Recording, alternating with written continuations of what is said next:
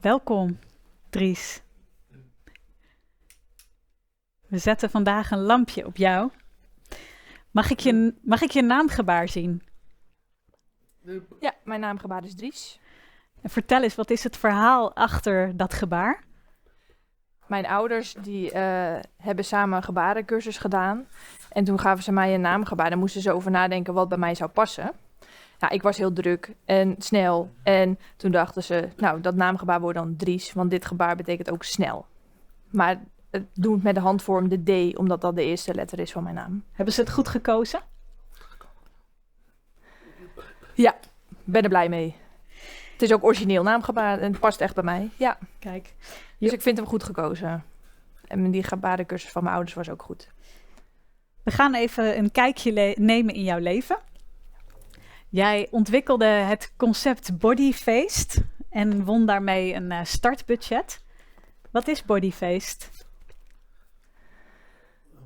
Ja, Bodyfeest is... ik heb samen met vrienden, we zijn met z'n 6, een groep van 6. Ik heb ze ontmoet in het nachtleven. En zij vroegen aan mij of ik mee wilde denken en mee wilde organiseren voor een queerfeest. En ik dacht, die kans wil ik wel pakken. En we hebben samen het concept dus bedacht en het queerfeest, maar ook dat het beter toegankelijk is voor doof, slechthorend, slechtziend. En dus verschillende mensen. En dat het gewoon rolstoelvriendelijk is, dat het toegankelijk is, dat de lampen, dat het licht goed is. Dus eigenlijk is elke body zeg maar welkom.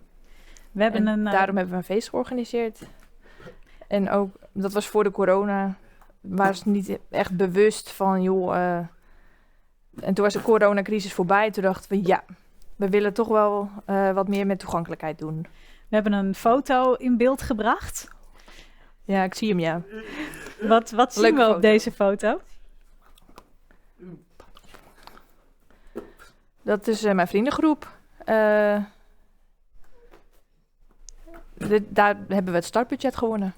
Met welk gevoel kijk je naar deze foto? Ja, heel trots eigenlijk. Het was ook ongelooflijk dat we dat hadden gewonnen. Want we hadden 1 dag van tevoren, waren we nog echt heel druk. En toen moesten we ook dit nog doen. En daarvoor moesten we nog een pitch houden. Dus we moesten nog een presentatie voorbereiden. Dus we waren eigenlijk heel kort tijd. Toen hebben we elkaar allemaal ondersteund. En de volgende dag, ja, toen was school klaar. En toen kwamen we daar en toen werd pitch gehouden. En toen bleek het dat het publiek, ja, die hebben allemaal op ons gestemd. Tenminste, er waren 3 groepen die konden een pitch geven. En wij hebben de meeste stemmen gehaald. Wat was een onvergetelijk moment voor jou op dat feest?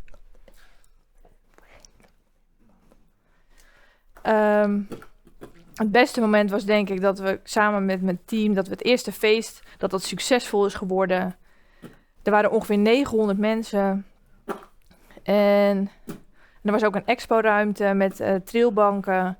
Daar kon je dan de trilling door je lichaam heen voelen. En het licht was heel mooi, het was visueel en ik werd overal heen gesleept. Het was echt heel leuk. Waar zit je trots? Ja, omdat wij dat samen, gewoon dat feest hebben opgezet. Dat concept hebben we bedacht. En ja, ik voel me echt dat we dat echt goed samen hebben gewerkt. Echt, ja. En ja, daar ben ik heel trots op. Je bent ook trots omdat je recent een diploma hebt gehaald. Waar was dat voor? Voor maatschappelijke zorg, voor specifieke doelgroepen. Ongeveer een half jaar geleden heb ik mijn diploma gehaald. En daar ben ik ook heel trots op. Ja, dus ik heb 3 jaar erover gedaan.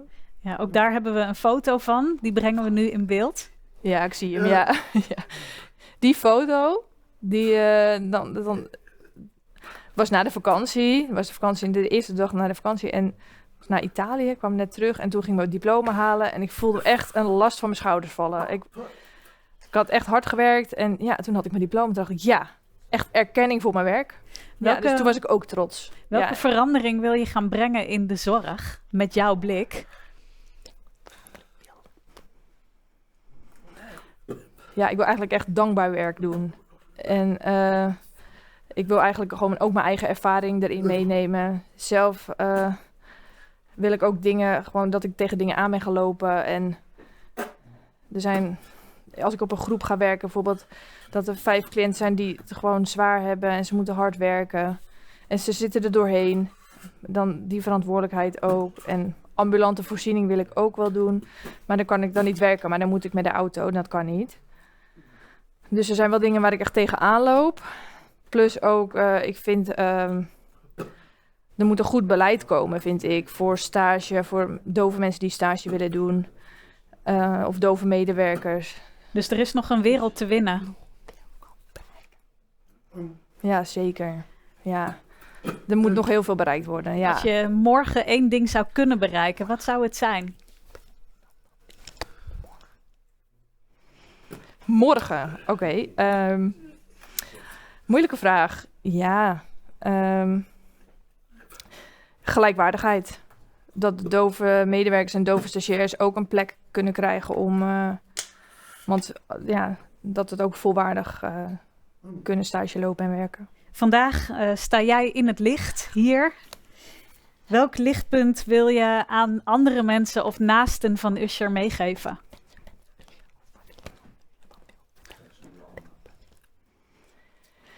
Ja, wat ik wil vertellen is eigenlijk luisteren en voel ook naar je eigen kracht. En kijk welke dingen je wel kan doen. En niet zo focussen op wat je niet kan, denk ik. Daar moet je minder op focussen. En ook je omgeving, net wat zij ook zeiden aan tafel, de omgeving. Ook gewoon meer over praten wat je meemaakt. En kijken naar de positieve kant. En vertellen wat je nodig hebt, goed luisteren. Ja, ik denk dat wil ik wel meegeven, ja. Dries, dank je wel. Spot uit.